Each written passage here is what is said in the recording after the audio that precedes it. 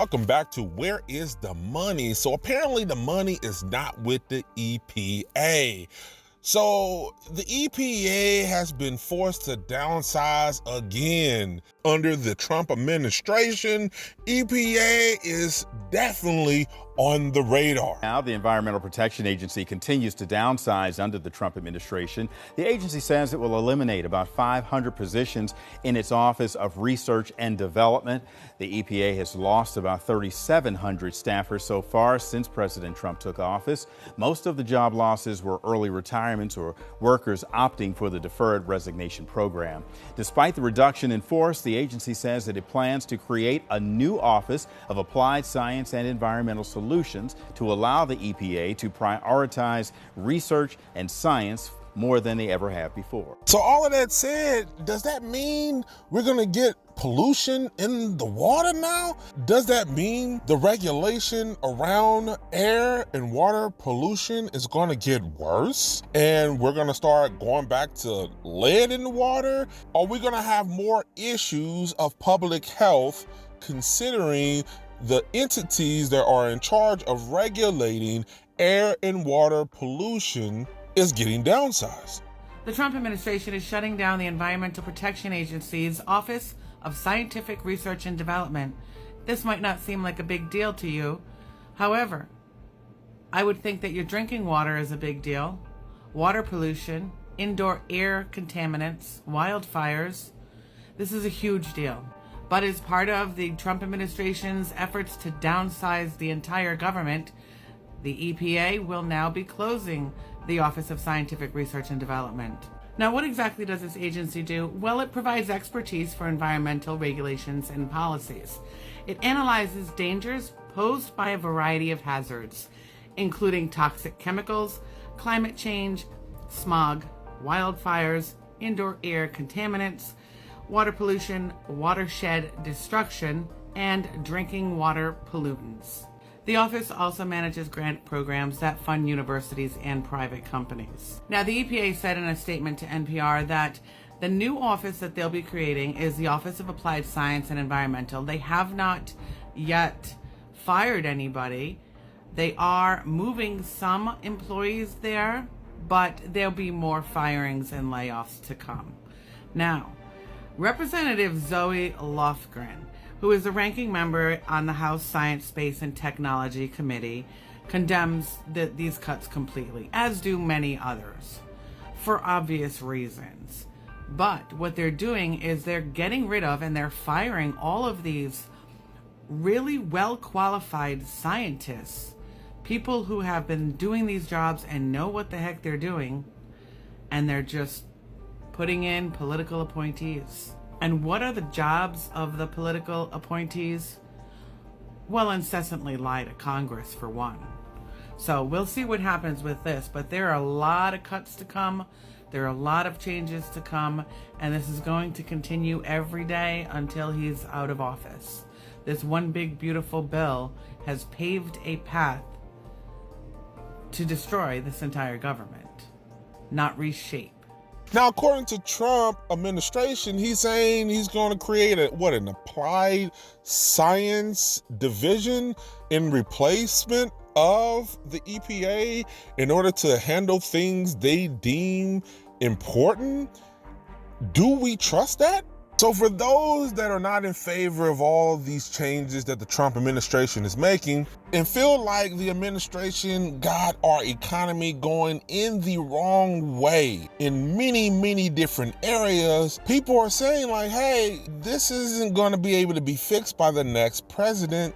These things are going to take decades to fix, and it's going to be long, drawn out, tedious processes to try to switch directions with some of these drastic changes that they're making.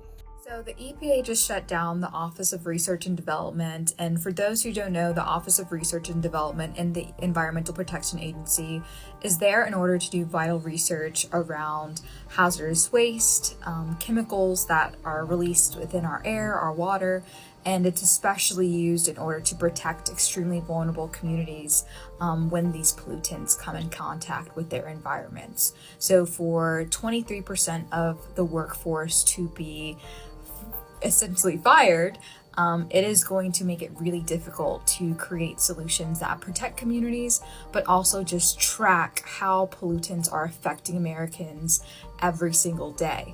And I think the only silver lining that we have in any of this craziness that is happening is that we need to really understand that the decisions that are being made within this administration are going to take more than 4 years to resolve. They're going to take decades to fix.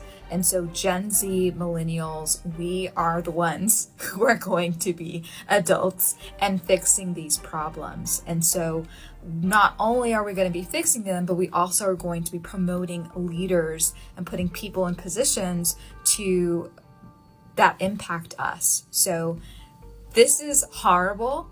And now we need to be really intentional about who we put into positions of power, because it is directly affecting our families, our communities that we care about directly. And that is really, really, really scary. It is normally deemed unheard of to make these kind of drastic changes. So on one hand, yes, we're talking about getting the budget under control, trying to get some control on outrageous spending within the government entity. Okay, so that's one element, but there's a few different layers here. You're cutting costs by laying off all of these federal workers. However, you're adding over $3 trillion of debt with the new bill. So is that a wash, or are you saving money for the government? And then on top of that, you're not really doing much with the inflation. That is the biggest issue that both sides of the aisle can agree on. Inflation, prices. The inflation issue still hasn't been addressed. It's been some mild attempts, but more concerned with the tariffs. So that's been a sticking point in the issue of contingency for a lot of different people. Because of the current political climate, a lot of talking points that I'm hearing from a certain demographic of people are things like climate issues are a scam, or all this deregulation is just giving power back to the states, or they are just reducing climate itself or nature itself down to $1. The EPA is a federal agency that is supposed to protect the entirety of the nation, which includes its people, its land, its, the environment, our ecosystems, right? Those are things that actually do affect everyone on a daily basis. And when we have these type of discussions about major deregulation, or giving it back to the states, think of it this way: there's always a cause and effect that's going to happen. So just for theory, just to think about it, if a state decides to heavily deregulate dumping restrictions of certain chemicals or certain amounts of chemicals or something like that, let's say a chemical is getting dumped in a formerly restricted area, or in higher amounts than usual or something like that, those things leach into the ground soil, into the groundwater that goes into lakes and streams that will flow to other areas, to other states, to other cities, that will affect drinking water, that will affect the plant reuptake, right? And animals eat plants, and animals eat animals, and we eat animals, and we eat plants. And do you understand where I'm coming from? These major deregulations will allow for major gray areas, and it won't necessarily allow for a good I'll say partnerships. That's not really the word I'm looking for, but good partnerships between states, between cities, between ecosystems. What this administration has done extremely well is they have a talent of taking words that are positive or neutral and giving them a negative connotation. Things like regulation or diversity or biodiversity or equity. Those things oftentimes have a positive connotation or a neutral connotation, and now they have turned it into this negativity, right? And making it seem like they are, like, all of these things are useless or harmful, which does not make sense. So one theory by people that are for downsizing the EPA is that pollution is a scam. Deregulation of environmental agencies is a scam. It is unnecessary money. Now, the fact that someone can argue that regulating pollution in the water and the air is a scam is difficult to rationalize with a person that has that viewpoint, considering that sounds pretty straightforward. A toxic environment will poison the people in said environment. But I guess people think differently with that. So they say that they're going to give powers back to the states, as if the states have resources to properly implement research and coordinate that research across all of the United States together, and then have the funding to keep that going, which they do not. So if they don't have the funding and the government is saying they don't got the funding, then it's just through to the wayside. Pollution, yeah, maybe. Boil the drinking water. That's where we are. Tell me your position with this thing. Should we be deregulating the EPA and pollutions in the water, in the air?